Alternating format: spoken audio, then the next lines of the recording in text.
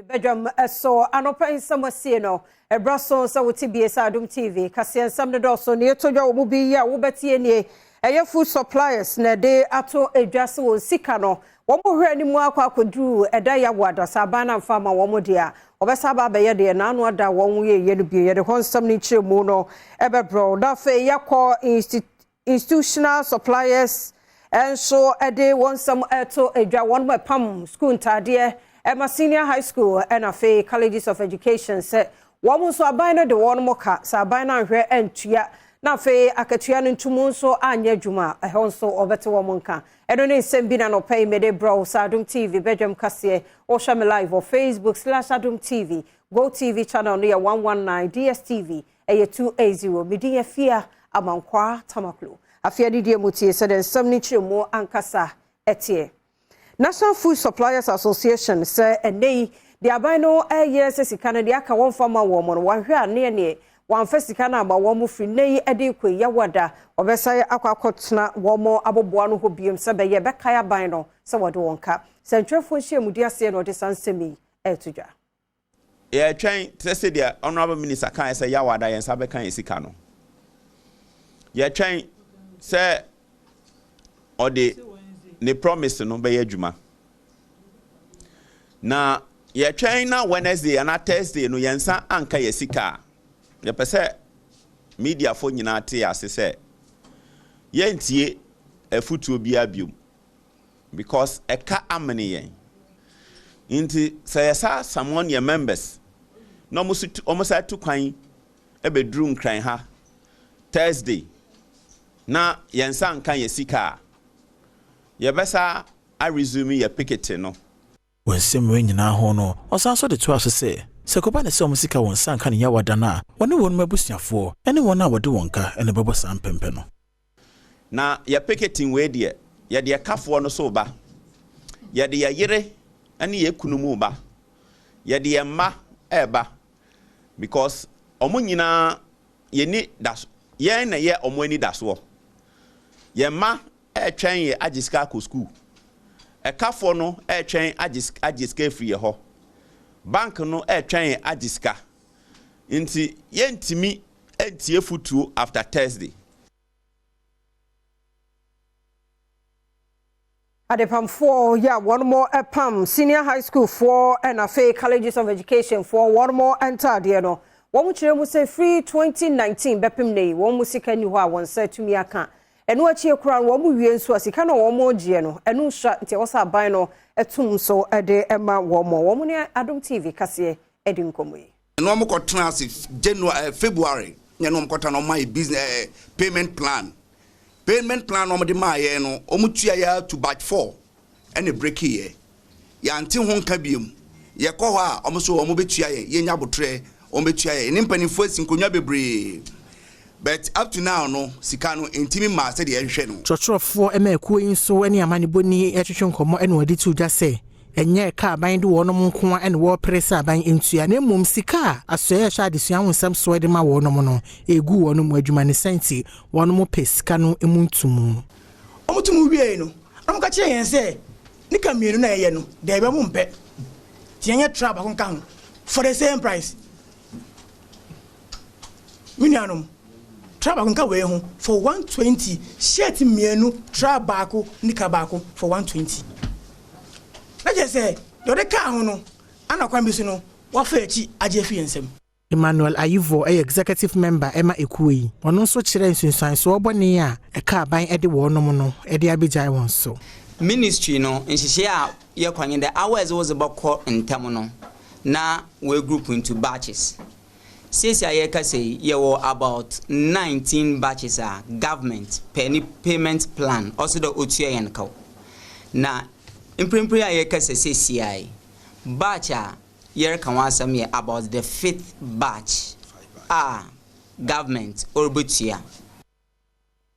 Odikro Assemblyman any chromafo nyina wo nyame krom wo ayokwa e wadanse asokwa mensino emu no ehu ni so e na abebo wo ofisa ba mu awanya mfie duonu baako ye ne wotwo na nanom nsie do no na chitafo bi na abo awura kro no mu nyina no gina se na wo mususu sa ba mu ano tata abofra wanya mfie du enan omo abono kokwa wante na yenhunu de etu afiri ye abeka abamu amu wato nananom nsiedo nti na di kro no ehu ni suro abehye wo mu de koso wo ho Adom TV kase ediba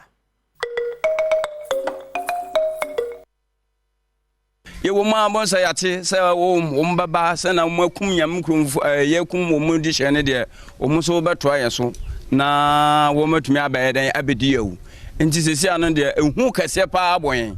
nti ye besese a place for bambo bia sesa mo de beboyin bia no momodin sa mo de beboyin. Assembly member wo empatem ho no Isaac Afuakwa enso ne Adom News nsentwofo etwetwe nkomo no wo de tudwa se senya posifo ene bepie mu ewo kromo ho a abransem no esi ya enka wo mu nim de enka wo mbeye asa na adwuna posifo na mbade a enka yentimi ehu ne ebesi kenipa bewu no bedoso pa efise na boys no so akwa prepare amode cruise bebre aba tia posifo no mbehia ya etututuo kura one shot etimi ba ya etimi scale omo mutimi dwane ye omanfo bia wo empatem ho no so ensem a wo mode to Adom News nsentwofo enim na ebini ho agbanya papa me ya wo krom he na wo kuna da na wo kuna ambada ya ba da na ada na yeye ntumenda nti hu na de eketinya papa nti wo ngbahe ya da ya nda nti ya sra ba ya ngbahe papa emranje ndie nyankopon enim ni sisi ano yenso ya alert se boys nsi bi o mo de ba no wo ha na ya frɛ se o ma ye ku amo san den e ba ba ye o ma ne dom nti o ma no so ya alert se yenso ya boy ho ban se o mo so ba yenso yinya wo mo kolan kitin na num wi obia kolan kitin sa de na e koso no ebedu mmiri bi no anhwa Ghana yenya mpinifo kra amba betumi abedi o ma anim na mo nyina akoye wi fo nananom abusia abatan ya wo mo obotia no nso asane eduabo agu aposifo so ne tichu ene won mo ebekun wadehye enum ewo Tuba Hills eye djun bosome ne de na etoso enwotwe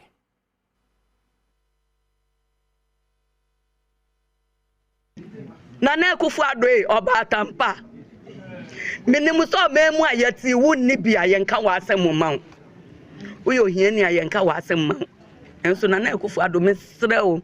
me pese ni po be report se me mane ya enlanga da na se an roba no asase ku a one ne pre ho ana ni bibia omko robu ye no emededi na makoma nto me yam ni Jan Komi eye jasiche ewo botiano wono ene wogina nanom ahemfo anamu ene amane boni etwetwe nkomo no wokire mu se nanom a wonom ewo botiano de enya de obema kwan ama amanyoku obia aba bebo nto a wonom asase no su kosi se abusua no ebenya atentrene yes all political parties se enye akufo adonku a omu nyina omubua ene botiano ochina obetumi aya kokoro bite ochina ebetumi aya ochire the next day obetumi aya aplaku na so omun di eduma bia enfa asem wei hu a ende ya ma political party ya anfofo ayawa ha no de ya ni political party bia retani kwe ekunu ka wono mu a wo hwere won kwa no ho wono so de adesrede eto mampani adodankwa akufu ado anim asem a eti no eyeja na ekwan so a asem fa so bae no etwa yem timisre no se oye omanpanyin a oye obatan so onfa ye ntu ye wa asem mu Adom TV kase na oguso ehwe ye toso na yede makoye nsam foforo mu na adehia ye a wo mo wo ehia wanwu eyokro bia ewo adwasa chireduma se wa santamantemu ene wo mo kwan nyina dane amena nko a wo mo aboa mpanifo bia ma meboa won ti wo mo ankasa akeka won ho abomo aye bibi kakra se be ye betimi abra nkwanhia no ase ni nyina mu no wo mo mpanifo so wo mo mra emeye kwan no ane yakotoye yeto tribas ba ide ba na amena mo don bruso no tia masa metra tia ye pa busia kakra be so sare be ya emu be yedin sare be ka be bomu a ense ni tan ense na zoba eno na jo ye da ana ti se agent bi asiwa ye ba ya moto wa for pin for the local hospital obomu na zoba sinya se nti no ye mo se ye bo am de o mo ko hospital ana di moto ko si ba ku fie se in case o mo to ma na o ma ba jo moto enani 4 days for amena we ya kai mu akọ sheba bia boy ni ana nura susu the same accident ne say si wa ha anytime bia car na moto be bom no e the accident never anytime bia the accident never Yes, you can not see it. I was here near Tostament. Now, Jay, near Baba Patchy, send a baby accident, and I'm brass. Nwachire na shenkaphobia odi akwaniaba ewo kwan no so no e de nsem sei eto yamani boni anim. Apa uto ya na apa say time akwa 1.6 ntimi nto. Oduru ana sensu ato age sa pa kran so ntwiansa wa twam. Utumi fa pem for kwa no wa wo ka no ntikwan de ebre. Hawa kan we di maye no. Saban ba mu di ayawu. Ahina eyesuo, ahayesuo e na nten haso yesuo. Na me say ka ba na dwene obo amina we mu. Se wanto ha no wo ha. Eti saban ya mbebo anye kwa ya me say yewu di enye. Ese we kromafo e na afo mo ho a. Obo de abo ene netie e kata so ma ya yetiri fa so akra nya sai se amna abeda ha no. Ene de amna yiye ye no. Ma saban ya bamu di a ye ni asem bia be ka bi.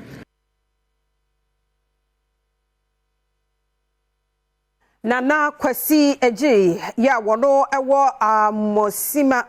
Nana de resrapa to aban no anim se nei won metu fom agudie no nyame anim ni won sase de wo mo se no kra ne titu ne mfidie ba ku bi ewo mu nti wo besre aban se de wani abre ekon tia galamse no kabra amosima ne beboa wo mo ofisa de hye no so ekwa hu yehiem ewo galamse fo yinsem Adom TV kase etwaso Jobayanka azanka wotu wa agboan dem na community mining and Kawaii. It's a small scale mining, apart from large scale mining. No, the best range, Omayana and Kanwa, and what they find yet. On it, Amano, Yanet machine, Kukuka, Otum Tutu, Oya Forest, Odubu, Otum Sensu. The same was a year, Ahina, born able to be ascend. Say, Yawa and then Mediam Chade, Dama Afuta Mama Piano, Mazam Dama, Mediam. Felix Kwachu Fosu na ehwe ni mu kwan se manfo a wonum ewo abrase ebukwa mankese ebeto abama no amana kwa mrahye bedwam okodwumadi na sibia wono so de sansemi eto aso bada mechem e anche ma NDC yete yanano sam anam go different manifesto that I want to back na yebe na da mo kwa no de anche and the airport ya yawo a yeto bwa oye amasma no ni abrase ebukwa mankese ara na ebelo sa ya baba pro ne ya di ho nyina mo na nche le so be ya ensama ye betitimen obeyen sama obefu wan kasa wo wa ba na se di ye bi ma sa we tum we di mo enti da mo bra no ba ya baba wona ye ngo ne bi tin ko mo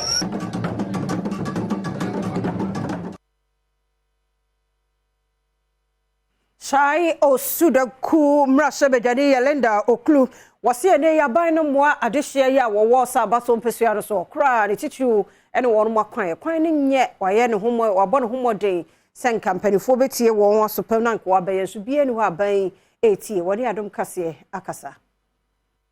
The issue now has to do with permits. It was an assembly ni mami na nkofo no start ejuma. And then the second issue has to do with the materials, raw materials now. On the road, the pits, you know. And we have pits on up to now. No one is ready to release the pits. I went to the DC. The DC told me that just and the boss, who is his boss? Is the regional minister. The boss man go ahead so my permit I called the regional minister myself, Honorable Henry Kwoti. I'm a catch I see Ibrahim, my friend editor. To be stressed in your bit up to now. They haven't gotten back. Manfo bia wati krom honomo ya woni amane boni hwehwe nkomon attitude dwa se de kwan no enye no wombu afu yie pa once akaga na nkwa de se abantimi hwe no office anya obi wu MPP wu se baba by election baba kwan wa assess ana che enye ne mimi dada more than 25 years kwan de the brewa papa oh ebenyi wo papa ebenyi ada 9 months aba obe say ebe trouble kwan de nya kura na me kwa me fa hada enam kwa mbe fa ha bibi say na wose kwan na aba na ye nyiti na o ma ye fu o kwan mfimfiri no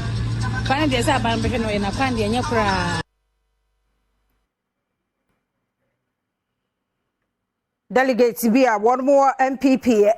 Chai Osudaku abato mpesua so won dodo bes 70 die omunyina ka won ho abomo akopeke forms 2020 parliamentary candidate na so won samra biem emu nsam Adom kase etwaso nti aye ba he ne se ye gidi se nya wetimi ado akodu baabi no o chaso efi hɔ a enye den no hunu odo sonko a ye wo ma no enti a ye pese osanko biom efi say ansa na ono baaye no na MPP party no enye hwam ewo sa constituency ya bia na number say 6,000 also mu no odifi 6,000 eko 15,000 straight shai so the good delegate ni say yen honorable Benjamin Age ye de no yakopeke for mama no for MP ejina bioma obetumi apagya mankunimdie ayen dia ma yenga gisasity we yenga tena constituency we as ofan constituency more than 32 years. Benjamin Nage a womanfoi akofa ne nkrata e de koma no yi enso nsem a wodi to dwa no ebinie me ahonwawa pa station executives one and what kan ebemu one are where the grassroots of the party one was so party managina our polling station our electoral areas our constituency no and there